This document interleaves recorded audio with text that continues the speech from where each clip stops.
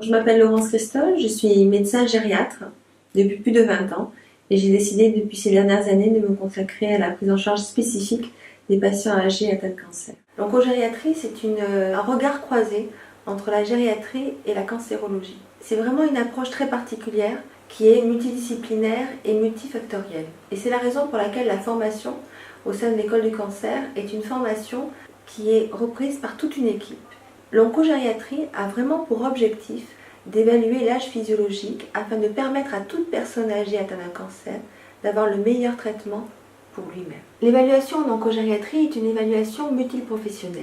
Ce n'est pas un patient, un médecin, c'est un patient et une équipe. Chacun va tenter d'évaluer au plus juste l'état de son patient. Il est primordial de voir dans cette évaluation et dans cette prise en charge une vraie volonté d'un travail commun avec les équipes qui sont auprès du patient, qu'elles soient sur l'établissement ou qu'elles soient en ville. La formation permet d'améliorer la prise en charge de ce patient. Notre objectif principal au niveau de la prise en charge d'un patient âgé atteint de cancer, c'est la qualité de vie.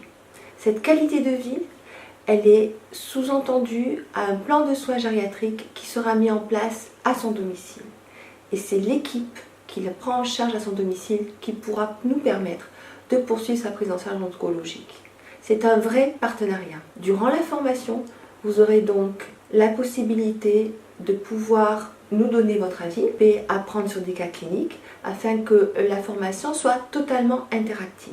Aujourd'hui, de plus en plus de patients âgés, même très âgés, vont bénéficier d'une prise en charge en cancérologie. Il est indispensable que ce partenariat ville-hôpital se passe de façon la plus rapprochée possible et cette formation au sein de l'école du cancer va nous permettre de pouvoir faire les ponts entre ces deux prises en charge. Au sein de la formation, vous aurez donc des professionnels qui vous parleront également de certaines thérapeutiques, du concept de résilience, de la prise en charge spécifique de la douleur, toutes ces interrogations qui vous interpellent forcément quand vous êtes seul avec votre patient à domicile.